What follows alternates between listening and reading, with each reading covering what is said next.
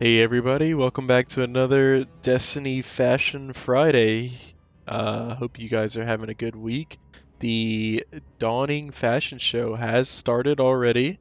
As recording this video, there's one winner already. By the time this goes up, there might be two, or there's probably about to be two. I have just submitted my submission. This is my Warlock that I'm going with today. In today's video, we're going to break down the rules. I'll give you some tips on what to do and what to plan for when making your set for the fashion show. And I'll break down how I came to my set that I submitted. If you find this video helpful, please leave a like and subscribe if you're interested in more fashion content. Or during the week, I post Crucible live comms where I talk about the game and try out new weapons. So let's get into the fashion show. So here we have the tweet from Bungie. It's pretty much just announcing the fashion show. You can see the fashion emblem here. If you don't know, it's been updated from the previous year's emblem. So this will be an opportunity to get one of the first of these emblems this fashion show. Below this tweet, they replied with the fashion rules. You can see it has to be alone, which I personally am a big fan of. I feel like most of these fashion shows are won by like big groups where you can't really even see their fashion. It's just them doing an emote that covers their whole body, and they usually do look cool, but I think it misses the whole point of fashion and could even be more so art. Kind of up for debate there maybe, but it always kind of bugged me when these big groups won. It says bonus points to screenshots taken in a wild. I would say post definitely a screenshot of you in the wild. That says bonus points, but it's pretty much a requirement. I've seen, I think one last fashion show, the Solstice fashion show. Someone did win where it was just them and their inventory. But I think if you want to win, putting yourself in the world in a cool background is very necessary. You don't need a friend, but it does help to have a wider FOV to kind of get a better look at the surroundings. So if you're on PC or next gen console, I would say you kind of have an advantage there. Let's look at what I posted. I actually did kind of like a little story with mine. I haven't done this in the past, and I haven't really seen anyone do it that's won. So I don't think this is necessary. I just kind of got inspired while taking these pictures. I think um, just like the pose staring at the pyramid and this like split between light and dark just kind of made me think of this little story of our guardian kind of debating on whether they should use the darkness against Zavala's wishes. I got a reply with my Bungie profile in armor and shaders. I don't think that's necessary either. The Bungie profile you can post if you win, but I wouldn't worry too much about that. I would focus more so on your set. And I will say, a problem I have sometimes is I focus way too much time on matching shaders. So this head shader is actually different from this body shader, and getting these silvers really close, I mean, took me too much time. I mean, it was like 10 minutes going through shaders, clicking them, and comparing them. I think that is super unnecessary because a lot of times the world lighting kind of balances out those colors, and unless they're just very, very different, you won't see that much of a difference. But that kind of gives me another point. I think mixing up your shaders, just like applying one shader to all your armor pieces, can look the best. So I mean, don't just not do that. But sometimes the shaders don't work that well. You know, you sometimes have a gradient, like on my guy here. You have this nice black and white details and little trims of red, but it kind of starts going into the silver right near the neck. So I really wanted a silver helmet, and if I use the same shader, kind of felt a little dark to me. It matches the back pretty well, but I didn't think it matched the front that well, so that's why I decided to go with a different shader up top. Um, Also, I went with a different shader on my legs because I liked them being darker because the bottom of this outfit was more dark with a white trim. I thought the white trim of the boots looked better and popped more with the black. Here, I'll quickly show Dawning Warmth on these. You can see they do match up here.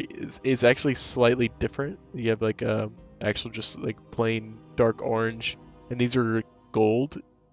So in my opinion, it kind of looks bad. And if I just done Dawning Warmth on all of them without thinking about it too much, I think it would look worse. So keep that in mind. When you're starting, I think the best way to start one of these fashion shows is, you know, okay, so let's be clear about this too up front. You should probably have some sort of solstice gear. You can get some from Bright Dust. I would have at least one piece from one of these sets on. You need to remember that these fashion shows, at their core, are kind of an advertisement for the game and for the current, um, store bundles that you can buy. So they want to promote, things like that. The first winner actually only had a helmet on, and that's all you really need. Just one. He had a lot of his whole set was actually very new light friendly. He had a lot of stuff from these season pass ornaments, and he still won. So keep that in mind. You don't have to pull out some super old armor like I kind of did here. It can kind of help you if you do that. I've seen, people win in the past with some super old armor, but don't think like you can't win without it. So when you're getting started, I knew I wanted to use this new armor set. It's the one actually only one I have for my warlock, the Lucent Knight robes. Is what I ended up on. I spent a long time trying to incorporate this helmet. I had a lot of different armor pieces trying to match these crazy curves and spikes, and just never really felt right. I liked this Trials chest if you want some maybe inspiration if you're trying to use this helmet. And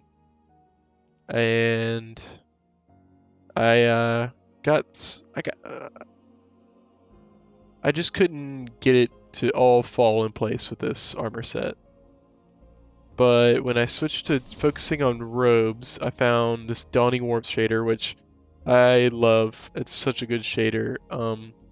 If you want some good shader tips for this specific chest piece, thought Vintage Timber was pretty good. Obviously, Jacarina is always good. And Regal Medallion. I almost started going off of this one, but I found Dawning Warmth, and I thought that darkness and light accents could go really well with these boots. So when I put the shader on, I was immediately, my wheels started turning, and that's a good sign. So, just go in your collections, put on some armor that you think looks good with this piece. Don't worry about putting shaders on yet. I went on these boots, but there's a lot of different pieces of armor that work. I actually don't really like the boots on this set. I don't think they go that well with this chest piece. I think you need a little bit more of a wider boot. I think these just feel very slim. So yeah, put on some armor pieces that kind of you think fit well, just for example, and then maybe slide over your collections and do shaders, and you can just inspect here, I was really trying to use some dawning shaders. I don't think that's necessary at all. Just go to your usual favorite shaders, try them out. Yeah, I don't think you'll go wrong getting some inspiration right off the bat. This is how I found Regal Medallion. Really good shader for this chest piece. Kite and Slate, always good. I will say too, the winner they just posted is actually pretty dark, red and black, classic, literally very popular. I would try to at least get a little color in. I know a lot of people like their all black outfits and well, that looks really good too on the chest piece at least. Um, it can be tempting because all black does usually look good, but I think you're really trying to catch the eye of. I think it's DMG who's judges. I'm not sure. It might be a group effort, but keep that in mind. You want something flashy, something to pop that they can see quickly, even in that tiny Twitter thumbnail, because they're looking through a lot of submissions. So let's talk about where to take your picture in the open world. I think the tower can be kind of fool's gold. Sure, you got the beautiful tree right next to Eva. Can be really easy to hop in there, snap a quick picture. I think I personally think that's a bad idea. I think that's a little too easy, a little obvious. Look at what you've set up here. Say I've got say I've got this guy going. He's a little misshaded, but imagine, I had this full setup going. I already had exactly what I want him to look like set up. I see this helmet, and of course, you might think Mercury, which is gone, but it's very like gaudy and Vex-like, I would say. So maybe you'd say, okay, so I want to go somewhere with Vex. You can go Nessus, go down to the cistern, you maybe get some pictures next to the big pool of Vex milk, or go into the Hallows here and get some pictures where the Vex portals are. I think a huge factor in where you actually take the picture is what is your source of lighting. It's easy to find a really cool spot like in front of a Vex portal, but a lot of times the cool things are the glowing things, if that makes sense. So the Vex portal will be giving off most of the light in these dark caves, and you wouldn't really be able to see your character that well. And I've seen winners where that doesn't matter, and they've won despite really bad lighting, and you can not even really tell what they look like. Having maybe a third or fourth picture where you're just kind of sitting in an emote and you can cancel the emote and just take a picture like this.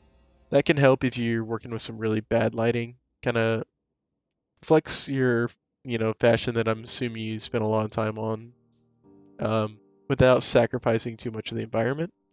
But a good environment will let you show off your fashion, in my opinion, without, having to show it in another picture. So I think Europa is a great spot for taking pictures this fashion show. You get a lot of the snowy and holiday-y environment around here. Took my pictures down here next to the Exo Stranger. Just had the ziggurat and the pyramid in the background. I thought that was really cool.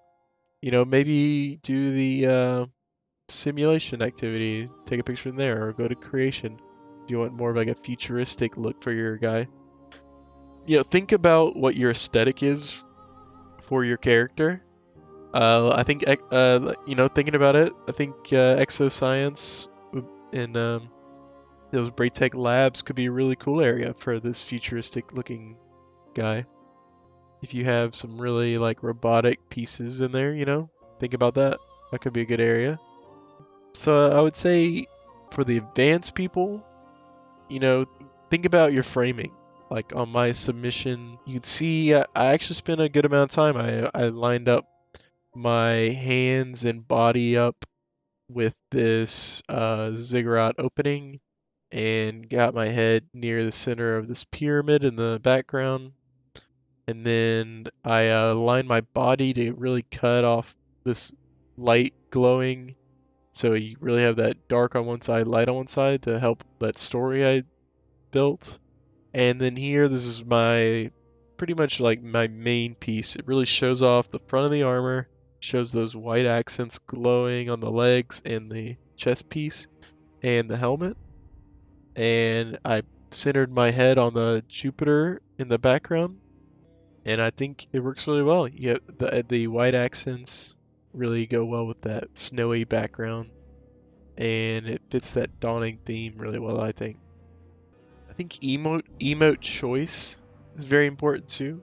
I think using a contemporary emote is kind of important, I would say. Just use a season pass one. If let's see, I used the little bird, which is season pass. You can use the victory pose. I think that could be cool if you have a war based aesthetic. Or, little bird is here. I thought that was really good. If you bought any emotes or, gotten some from the shop this season, I think that's good to use. If you don't have anything like that, and you don't have the bright dust maybe to buy any new ones, I would say go with very simple ones then. So I think you start out with most of these green ones. I did a lot of pictures with just the Warlock sit. Like here, I kind of like get that praying look, and I think it looks really great still. It shows off the thighs well, which is very difficult for Warlocks sometimes. And I just frame myself in that ziggurat entrance, and that's all you really needed. Just a really simple emote, and I think it did the job. It did not make my final cut because I kind of like this storytelling with this one emote better than mixing in that. Don't forget to turn off your HUD in gameplay, and don't forget to set your graphical settings as high as you can reasonably. I mean, if you think about it, you really only need one frame to get a good screenshot. So even if you are cooking eggs on your CPU, I think it might be worth it just to crank up those settings for a second, uh, take a screenshot of your PowerPoint, and then switch the settings back down once you get it all framed up and done. Another little tip about emotes, you can't control what weapon you have on during the emote. You can see in my submission that I had the sword on my back, and that was intentional. So if you have one weapon that you don't really want on your back and can be bulky or something, I would suggest maybe just a hand cannon or a sidearm so that they are small and on your side or on your lower back, like in Warlock's case. Um, if you have like your shotgun on your back, just get out of your emote, pull out your shotgun, and then a different weapon will be on your back. And if it's again not the one you want, just pull out the weapon that was shown and it'll go to the next one. Pretty consistently, I feel like its base is shotgun. So I was pulling out shotgun, pulling out my hand cannon posterity, and then emoted, and then my bequest showed up on my back. That's just a little tip. You can control it, but you have to do it before you get in the emote. If you want me to critique any of your fashion shows before you actually reply to that tweet from Bungie or, tweet it out with the hashtag Dawning2020, you can tweet at me at SvenPeppers, like my username here. I'll be happy to look at it. I can maybe give you tips, critique the armor, critique your location. I have not won a fashion show yet, but I think it's only a matter of time. It is a little bit of luck on top of looking good, looking your best. That's why I tell myself to sleep at night, though. But I think maybe some other god tier fashioners will see this and help critique yours as well. If this video helped at all, make sure you leave a comment and let me know, and leave a like and subscribe if you're interested in seeing more Fashion Friday videos. I'm pretty sure I will not be doing one next week, as you know could probably predict with it being right or like I think it literally is Christmas. So I don't think I'll be home to make videos, but I can still critique your fashion show submissions if you're tweeting those at me. In the previous videos and in the future fashion videos, I will give you more sets to kind of look at. But for this one, I was really focused on getting my set done for the fashion show and getting it submitted. And I hope this breakdown of my thought process and my understanding of the show helped a little bit at least. All right, so thanks for watching, and I'll see you in the next one. See ya.